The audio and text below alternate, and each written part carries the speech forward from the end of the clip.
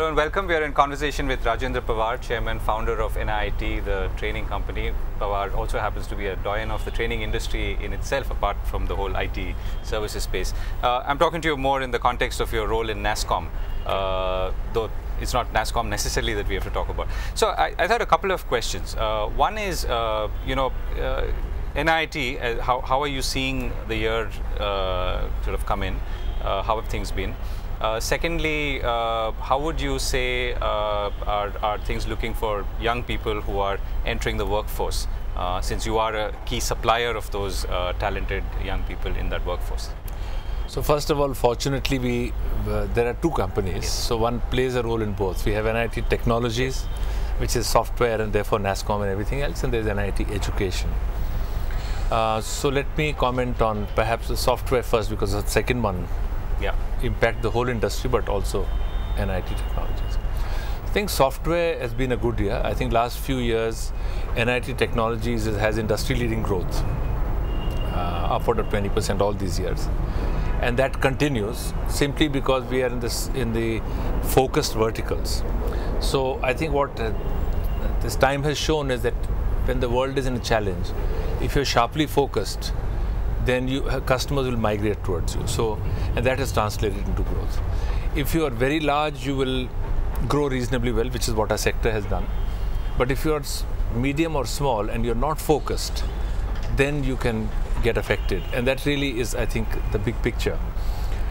So, last 3 years, 2 years have been good. This year also growth is very good, and we see a good future as well for NIIT Technologies as a company.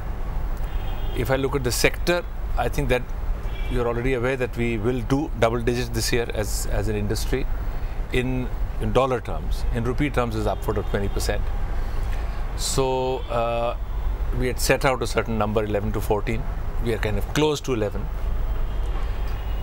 And even though when we started this, people were expecting the second half to get more and more challenged with what was happening in Europe and so on. So I would say the industry has done well on a global basis, on a relative basis, on the lower end of our kind of forecast, but at a time when things were very challenged.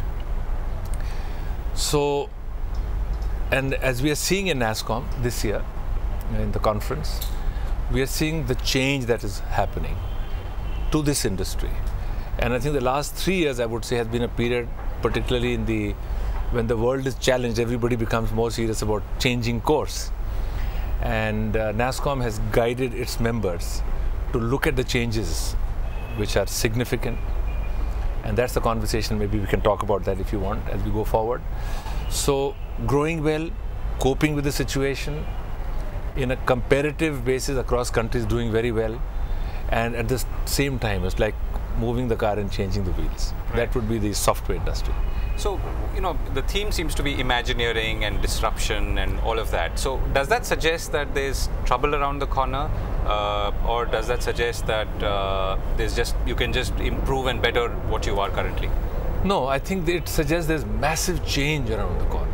So, for example, the platforms on which we deliver, they are changing radically. So, from what we were doing 10 years ago, the platforms we were working on, we had moved to connected devices, distributed devices, but then we got onto handheld devices, then we got onto the mobile phone, then we got onto very many form factors. This is a very radical change because users are seeing information on a host of things. So if our industry is helping customers to deal with information presented, the setting in which that is being shared is changing radically. It's growing and changing radically. Okay.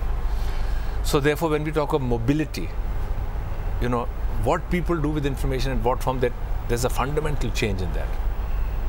Second is that post the Y2K, post the ERP, post all of that, which was a move towards moving from one to the other in a change structure. This is about radical daily change. So connectivity is changing, how much data you can get, what cost you can get it, what speed you can get it, 2G, 3G, 4G, all happening rapidly. The device you can get it on, changing rapidly. And the tools which are available to work with this environment changing rapidly. So it's not as much about difficult environment. It's about radical change. Now it happens to be happening in a difficult environment, so in my view it makes change easier. If you were gunning along happily and many things came along, you have what we call as resistance to change. Right. I think right now there's a natural dispensation of looking for change. There's a mindset to look for change because of the challenges. And it so happens a lot is happening around you. So it's more that the underlying methods of dealing with information, the players, the end user today is a youngster. And so, for example, even compared to 10 years ago, this perhaps tells the story better. A consumer is dealing with a company. The company has business people who deal with the consumer, and then inside they have an IT man that they deal with, and the IT man deals with the Indian IT industry. So it was valid to say that the industry knew more than the IT guy, who knew more than the business manager, who knew more than the customer. Today, the customer knows more than the IT man, for sure, much more than the business person. And the company therefore either knows as much as the customer knows, not in knowledge, but usage. So this equation is a hugely changed equation. So how young consumers use information, how they get information has changed dramatically. And that's really affecting the way companies who are serving them. Absolutely. I guess in telecom or technology. So let me give you a case in point. One of the customers we deal with in Thailand is a leading automobile company for their dealership systems. So we were working with their IT to design and improve their system which are used at a car dealership. 2 years ago, we started talking to them to say, why don't we do some innovation workshop, bring your managers in, and we will put our architects. So a lot of good ideas. And then one of the managers said, look, this is a dealer system, why don't we have a chat with the dealer? So some workshops were set up in the dealer location. The dealers, when we started talking about what's going on, they said, hold on, I have many of these customers who come and say that they don't want to come here. They want to see the car at home. They want to order it. They want servicing done. So they were completely lost about how much ahead the customer had gone. When you bring customers in, their interaction with the information is radically different. So we have this completely turned situation. So how to respond to this, where to see opportunity, it is that rather than, oh, there's no market. I think that's the important thing. And you're saying it's perhaps the most aware customer that you could have ever encountered all these years. And getting aware at a faster pace. So social, you know, what social media does to choices or decision-making processes. So, and that is true, that we are seeing even as parents, we can see that children in a conversation will be able to refer to peers and of course to Google at any time to say, yeah, you're not right, this is right. So the structure of how information is given and taken in a social setting, in a business setting, it changed radically. And I think it is that which is the opportunity. I mean, you can see it in anywhere. That's the opportunity for us, that in this disruption that is happening, can the Indian IT industry move further ahead rather than just being very good at doing a great job of meeting requirements? I think you've defined that well now. So, you know, let's look at the other, or rather switching gears in some ways, let's look at the workforce, right? And a lot of young people maybe watching this later will want to know, what are the prospects for them, and what kind of opportunities can they look out for or expect, particularly in this in the world of IT? So then let me look at how the team in NIIT Limited is thinking. And I'm not going to touch on what they do for corporates and what they do for international. Looking at youth in India, for example, but youth in China, youth in Africa, 40 countries where we operate. First of all, this is such a global mindset in the youth. It's quite amazing. If you go into Africa, go to China, go to Bangladesh, go to India, many dimensions of the thinking are similar. So also I find a couple of things in which they are very different from, you know, the previous, not even generation, 10 years ago. So I have 30-year-old and a 20-year-old, and I can see a big difference. So the 20-year-olds, there is one marked difference which is visible. One is they are much more socially aware and much more socially sensitive. This is a remarkable difference. Remarkable. Which means that if the guys who are 15, 20 years older to them, late 30s, early 40s, They were the me generation, if you remember, we talked of that. So when you say sensitive, you mean alert to other people's needs, or? Yes, okay. It's not me. Yeah. So if you remember, 10, 15 years ago, our angst was that these youngsters don't care, they only want money, they only want to go from A to B and so on. This generation is radically different.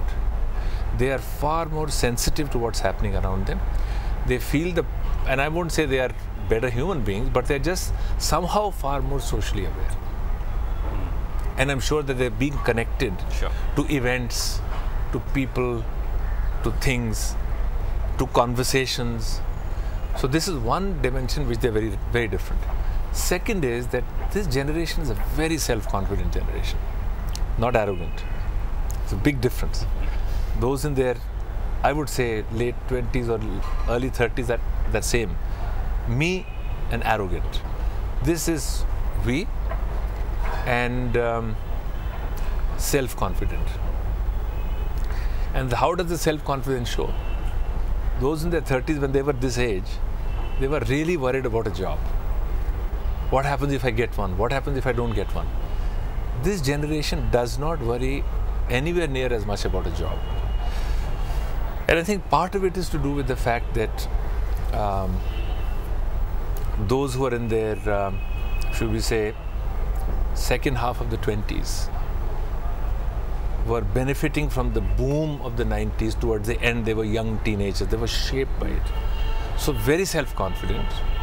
So therefore, when they make their choices, they're not such simple choices like college getting over, if I don't have a job, what will I do?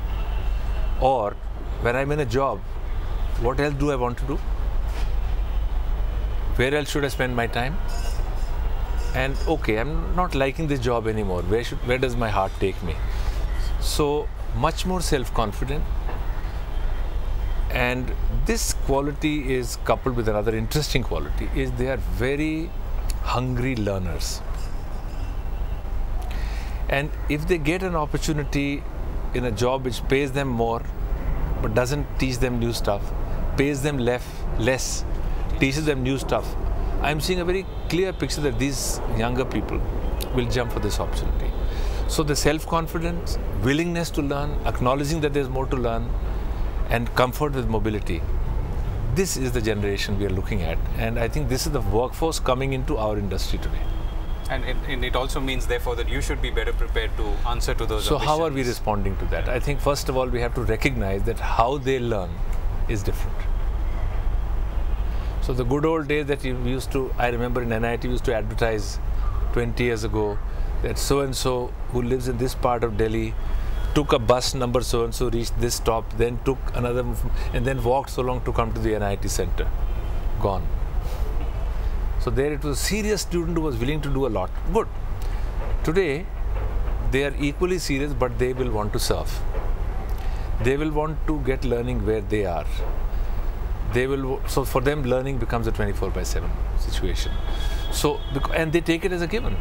And it may not be a full kind of powerful device in their hand, but even if it's a mobile, they can connect up and say, we'll meet there. So they can do some discussions. So this desire to learn all the time, desire to learn many things, and desire to learn it in many different ways, that's throwing up interesting opportunities for us. So online learning is a big thing. Okay, collaborative learning is a very big thing. Okay, in fact, now we are doing collaborative evaluation. You can get a class to mark itself. Wow. And since they're not insecure, and they're keen learners, they will hesitate much less to give themselves a fair assessment. So it's opening up opportunities to teach many things, to teach in a more flexible way, to collaborate, to do self-assessments, and to recognize that, okay, I've been doing this job for 2 years, now I want to do something else, I'm willing to come back into class. Great. So you've painted, I think, two very interesting landscapes. I think both, one is on the services side and the opportunities there, and the aware consumer, I think, that, as you talked about, the changed and aware consumer, and I think the young workforce who wants to be connected all the time and learn in that connected world all the time. So last question, so what is the one thing that you want to learn about this year, maybe?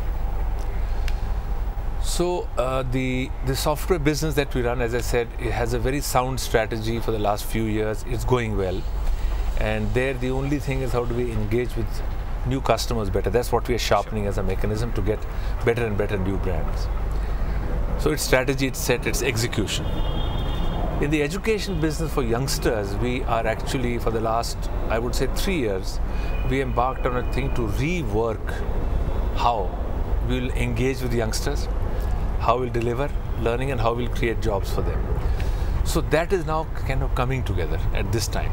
So I think this year you're going to see a very different NIIT, both in terms of how we reach out to youngsters. So for example, as compared to a few years ago when the student from school joined a college, we'd say, okay, GNIIT is the program you have to do because you're looking for your career. Less important. So people are coining a nice phrase, which is that these are digital natives on the cloud. They're not college kids who are looking for a job in first year. Completely different requirement. So their needs are that I want to be a smart digital native in the cloud. So whatever I'm doing today, how should I be doing it given connectivity, mobility, computing power in your hands? And therefore, how do I navigate my education period as a digital native versus how do I start preparing myself for the job I'll get after 4 years? So it's a very big change. And so this is all work which is coming together. And what you're spending your time on? I'm spending a lot of time on see how will we. So the good news is we are already with them. We have 4.5 million learners at any time in this age group, 40 countries. So we have the input. But how to use innovation and technology and science of learning to do a big shift. So the pieces have been worked upon last couple of years. It's coming together at this time. Mr. Pawar, that's, I think, a very interesting world you have ahead of you, as well as one that you're staring at right now. Thank you so much for joining us.